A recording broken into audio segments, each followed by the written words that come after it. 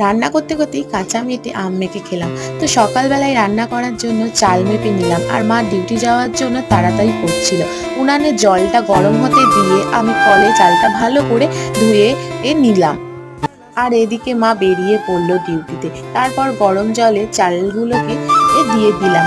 ওইদিকে ভাত হচ্ছিল, আর এইদিকে আমি শাকগুলো আর আলু কুমড়োটা কেটে নিয়ে রেখেছিলাম। বাটি নিয়ে আসলাম, বাছুরের ভুসি আর খোল নিয়ে এগুলো ওই চাল ধোয়া জলে ভিজিয়ে দিলাম। আর একটু ভুসি ওকে খেতে দেব, না দিলে মুখের দিকে তাকিয়ে থাকবে। রান্না করার মাঝে একটু কাঁচা মেটে আম, লবণ আর লঙ্কার গুঁড়ো দিয়ে মেখে খেলাম, বেশ লাগলো খেতে। যদিও মা জানতে পারলে খুব বকবে।